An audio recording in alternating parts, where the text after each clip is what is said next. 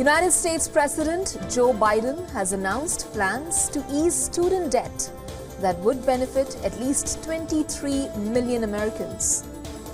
President Biden said that his administration will propose a new rule to cancel up to $20,000 and runaway interest for any borrower. Biden addressed the key issue for young voters as he seeks re-election in November this year. The plans include cancelling up to $20,000 of accrued and capitalized interest for borrowers regardless of the income.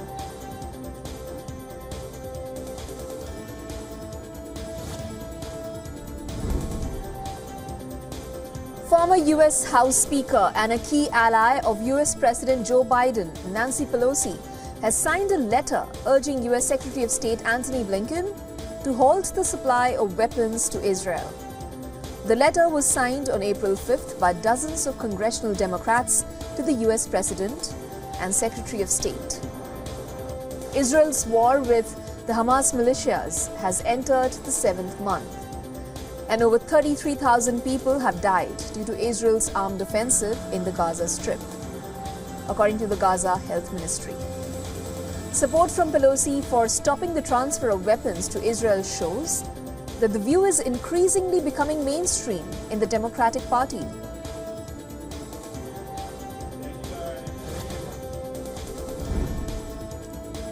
Families and friends of the victims of the deadly Baltimore bridge collapse hold a candlelight vigil and prayer service. 6 workers who died while repairing the potholes during the bridge collapse on March 26th were immigrants from Mexico and Guatemala. During the procession, in fact, people carried 6 crucifixes bearing the names of the victims and the flags of their native countries. The bodies of the 3 of the deceased workers have been recovered, while the search operations continue to find the others.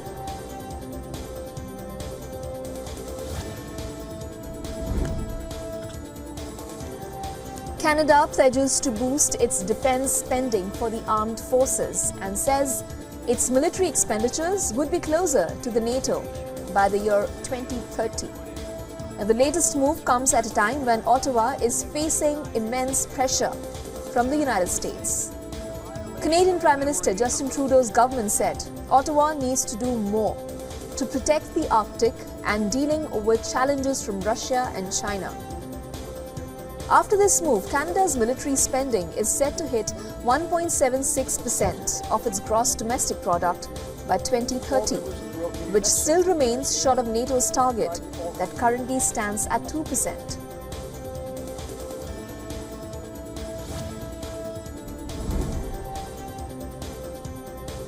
Egyptian Prime Minister Abdel Fattah el-Sisi meets the newly appointed Palestinian Prime Minister Mohammed Mustafa in Cairo. The meeting between the 2 leaders comes at a time when negotiations are underway, brokered by Qatar, Egypt and the United States, that are aimed at establishing a ceasefire between the Israeli armed forces and Hamas militias in exchange for the release of hostages held by the Hamas. Israel's war with the Hamas militants has entered the 7th month, and so far, over 33,000 people have died, including children and women, due to Israel's armed offensive in the Gaza Strip. This is according to the Gaza Health Ministry.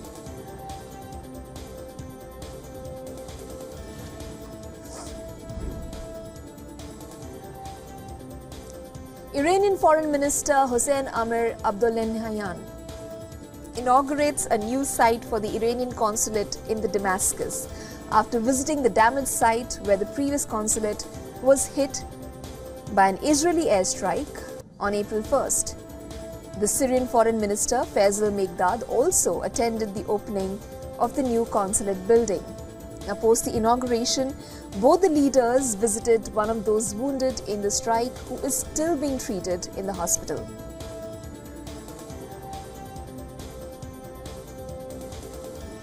Amir Abdollahian held the United States accountable for the airstrike on the Iranian embassy and said America must take responsibility for this terrorist attack. Iranian Foreign Minister concluded the visit to Damascus after a meeting with Syrian President Bashar al-Assad.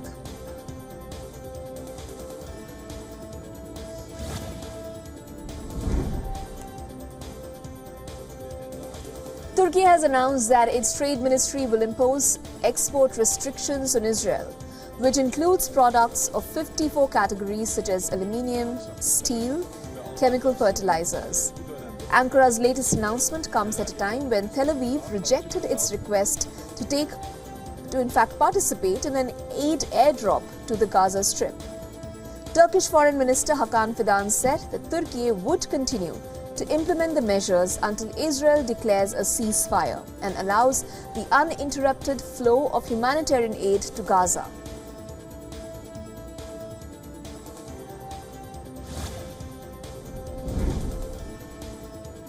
British Foreign Minister David Cameron met the former US President Donald Trump in Florida and pushed for the passage of military aid for war-torn Ukraine, which the UK government has described the meeting as a standard practice engagement with opposition's presidential candidate. Last week, the British Foreign Minister said he would see US House Speaker Mike Johnson and urge him to pass a $60 billion package of military aid for Kyiv.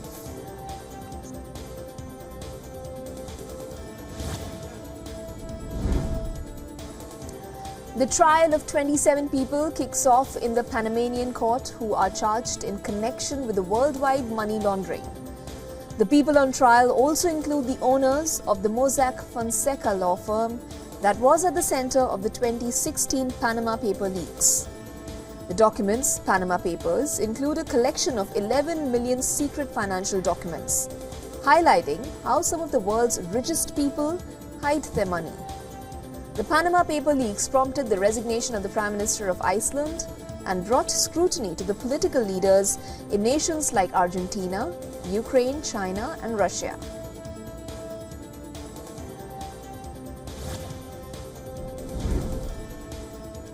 Chinese Foreign Minister Wang Yi meets Thai Princess Maha Chakri Sirindorn in Beijing. Both the leaders laid emphasis on the diplomatic relations between China and Thailand. It marks the 50th anniversary of the establishment of ties between Beijing and Bangkok. Sirindorn said that the Thai royal family cherishes the Thailand-China friendship and Thailand is willing to take the opportunity to strengthen cooperation with China on science, technology and agriculture. Significantly, China has been Thailand's largest trading partner for many years and also Thailand's largest source of foreign investment.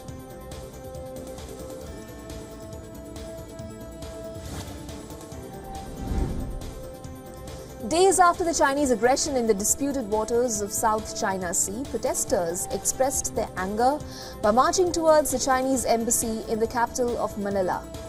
The agitated protesters also trampled upon the effigy of Chinese President Xi Jinping and demanded a pause on Beijing's maritime aggression. Last month, Philippines-China have had several maritime tensions, including the use of water cannons, escalating tensions in the South China Sea.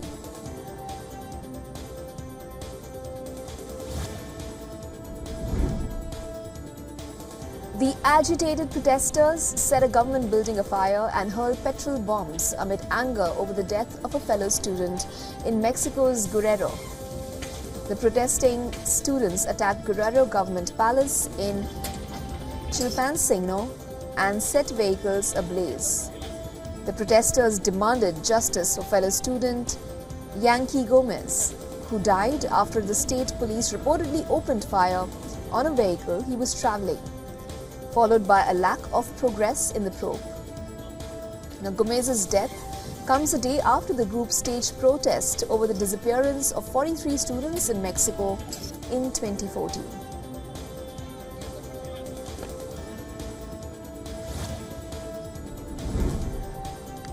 Haiti's National Police Agency says that it has recovered a hijacked cargo ship laden with rice following a gun battle with gangs that lasted for more than 5 hours.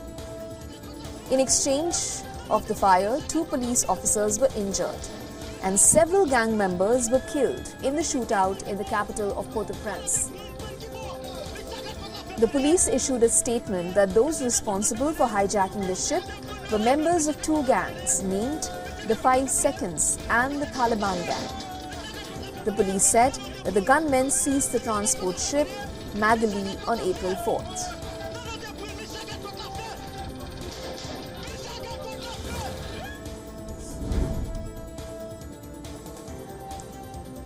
Ecuador's detained former Vice President Jorge Glass admitted to hospital after falling ill at the prison in Guayaquil.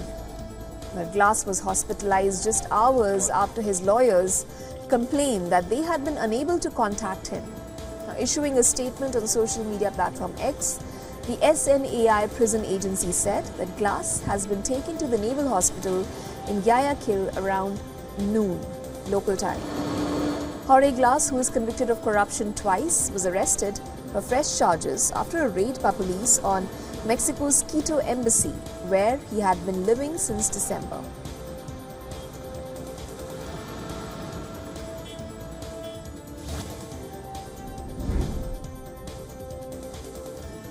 Over 100 people died after a ferry boat sank off the northern coast of Mozambique.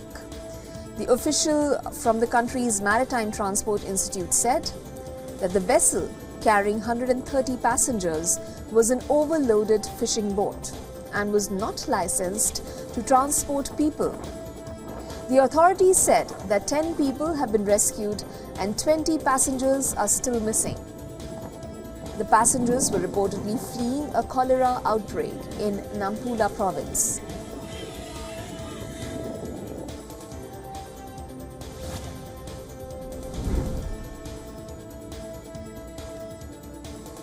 From the world of technology now, London is all set to get its very own AI hub. Tech giant Microsoft has announced plans for a new artificial intelligence hub in London, with product development and research as its prime focus. The unit will be led by Mustafa Suleyman, co-founder of Google DeepMind. In March, Microsoft hired Suleyman to run its in-house Microsoft AI division. Suleyman quit his company, Inflection AI, to join Microsoft, taking along dozens of staff members with him. While it remains unclear how many jobs the new center will create, the announcement builds on Microsoft's recent commitment to invest over $3 billion into data center infrastructure and improving AI skills across Britain.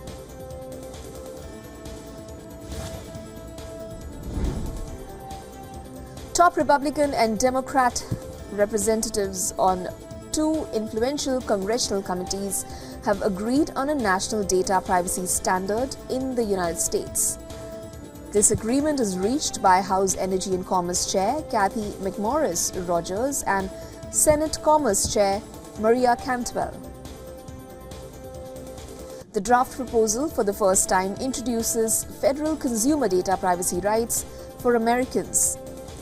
The bipartisan legislation also grants Americans the right to sue tech giants like Google or Meta for violations. Not just that, it empowers users to prevent the sale of personal information or demand its deletion. The US Congress has been discussing online privacy protections since at least 2019, amid concerns about data usage by social media companies like Meta, Google, and TikTok.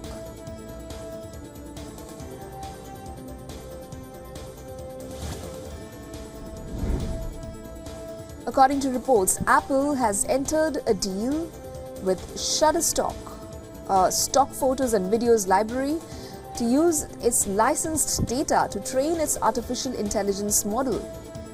This includes pictures, videos, and music available on Shutterstock platform. The deal initially cost Apple somewhere between $25 to $50 million. However, it's likely that the deal amount expanded further. Meanwhile, reports suggest Apple isn't the only company to have struck a deal with Shutterstock. Multiple other big tech firms have made similar deals with Shutterstock, including Meta, Google, and Amazon.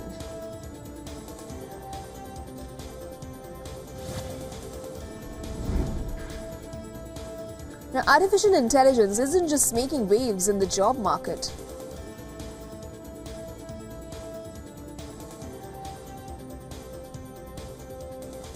It's also changing the way we deal with waste. Reports reveal that the food industry is gradually moving to AI to tackle the problem of food wastage. Companies are training AI systems to analyze uneaten food discarded by restaurants.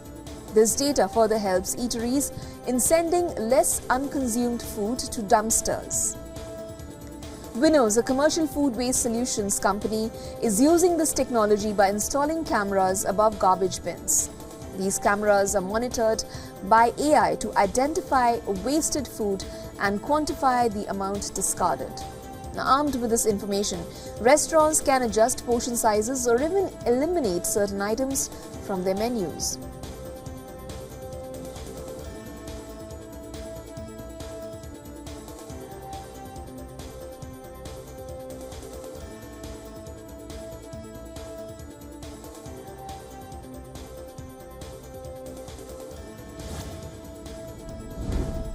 HSBC is selling its business in Argentina and booking a $1 billion loss on the deal to focus on Asia.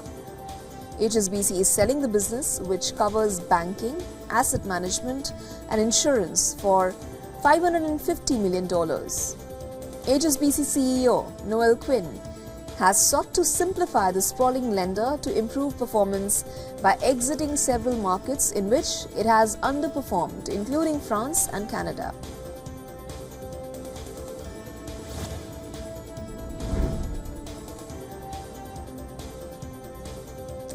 A Tesla founder and former chief executive said that it was a shame to hear that the automaker was scrapping its low-cost car plans amid fierce competition in China. Reuters reported that Tesla was cancelling its long-promised inexpensive car that investors had been counting on to drive growth. The decision represents an abandonment of a long-lasting goal that Tesla chief Elon Musk has often criticized as its primary mission: affordable electric cars for the masses.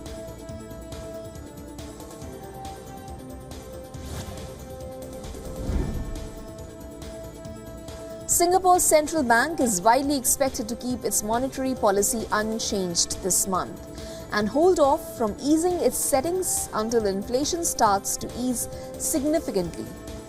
All 11 analysts polled by Reuters expect the Monetary Authority of Singapore to hold off making changes to its policy in the scheduled review on Friday. Inflation in the Asian capital hub remains sticky.